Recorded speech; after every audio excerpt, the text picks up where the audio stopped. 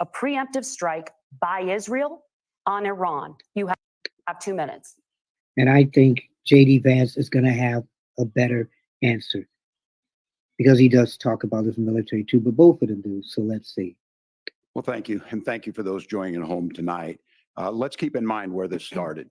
October 7th, Hamas terrorists massacred over 1,400 Israelis and took prisoners. Israel's ability to be able to defend itself is absolutely fundamental. Getting its hostages back, fundamental, and ending the humanitarian crisis in Gaza. But the expansion of Israel and its proxies is an absolute fundamental necessity for the United States to have the steady leadership there. You saw it experienced today, where along with our Israeli partners and our coalition, able to stop the incoming attack. But what's fundamental here is that steady leadership is going to matter. It's clear, and the world saw it on that debate stage a few weeks ago.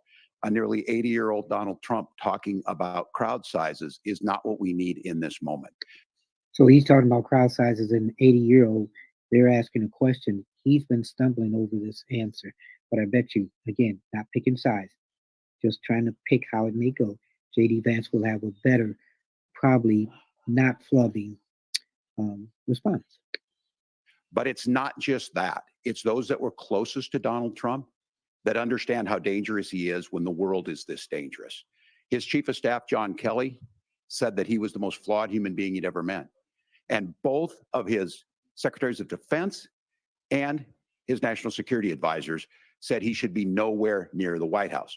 Now, the person closest to them, Donald Trump, said he's unfit for the highest office. That was Senator Vance. What we've seen out of Vice President Harris is we've seen steady leadership. We've seen a calmness that is able to draw on the coalitions to bring them together. Understanding that our allies matter. When our allies see Donald Trump turn towards Vladimir Putin, turn towards North Korea, when we start to see that type of fickleness around holding the coalitions together, we will stay committed. And as the vice president said today we will protect our forces and our allied forces, and there will be consequences. So he stumbled and he brought up Trump a couple of times. We've seen how Trump has done with leaders and how sometimes the leaders have made Trump feel good by promoting him. But when he said, Kamala, steady leadership, what kind of leadership has she had? Let's see what Vance has to say. Governor, your time is up. Senator Vance, the same question. Would you support or oppose a preemptive strike by Israel on Iran? You have 2 minutes. So, Margaret, I want to answer the question. First of all, thanks, Governor. Thanks to CBS for hosting the debate. And thanks, most importantly, to the American people who are watching this evening and caring enough about this country to pay attention to this vice presidential debate. I want to answer the question, but I want to actually give an introduction to myself a little bit because I recognize a lot of Americans don't know who either one of us are. I was raised in a working class family. My mother required food assistance for periods of her life. My grandmother required Social Security help to raise me. And I think one thing the moderator should have did, since supposedly these two people aren't known, is to say, hey, give a little bio about yourself. But she asked him a question about the war. Get to that question, and then maybe somewhere throughout the show talk about who you are. And she raised me in part because my own mother struggled with addiction for a big chunk of my early life. I went to college on the GI Bill after I enlisted in the Marine Corps and served in Iraq. And so I stand here asking to be your vice president with extraordinary gratitude for this country, for the American dream that made it possible for me to live my dreams. And you still were supposed to have 2 minutes to answer that question about war. And most importantly, I know that a lot of you are worried about the chaos in the world and the feeling that the American dream is unattainable.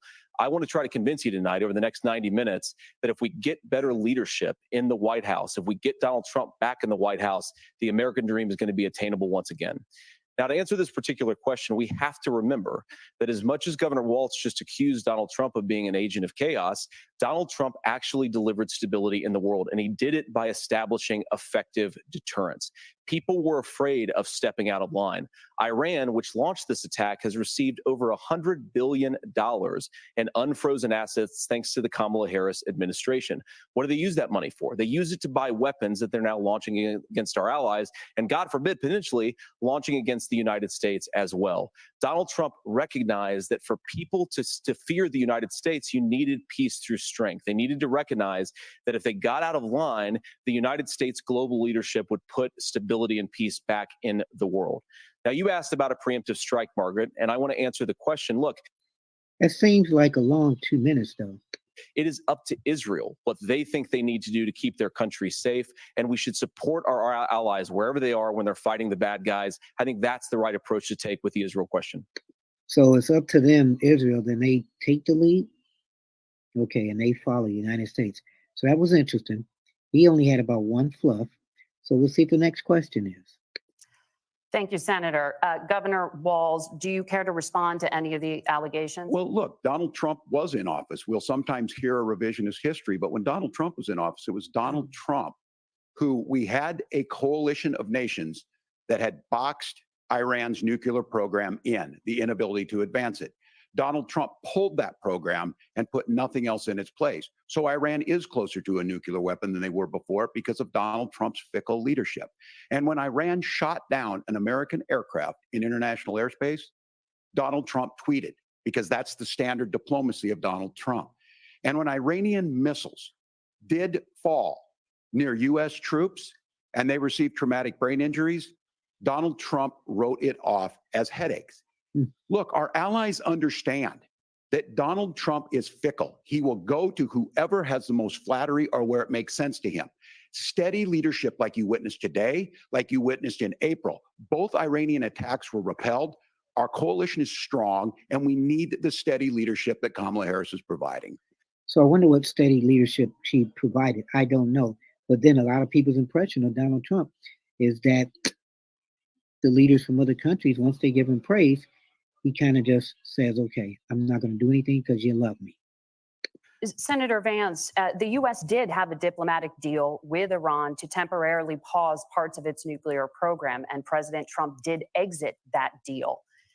He recently said, just 5 days ago, the U.S. must now make a diplomatic deal with Iran because the consequences are impossible. Did he make a mistake? You have 1 minute. That was a good quick fact check, too. Well, first of all, Margaret, diplomacy is not a dirty word, but I think that's something that Governor Walz just said is quite extraordinary. You yourself just said Iran is as close to a nuclear weapon today as they have ever been. And Governor Walz, you blame Donald Trump. Who has been the vice president for the last 3.5 years? And the answer is your running mate, not mine. Donald Trump consistently made the world more secure. Now, we talk about what the sequence of events that led us to where we are right now, and you can't ignore October the 7th, which I appreciate Governor Walz bringing up. But when did Iran and Hamas and their proxies attack Israel? It was during the administration of Kamala Harris. So Governor Walz can criticize Donald Trump's tweets, but effective, smart diplomacy and peace through strength is how you bring stability back to a very broken world.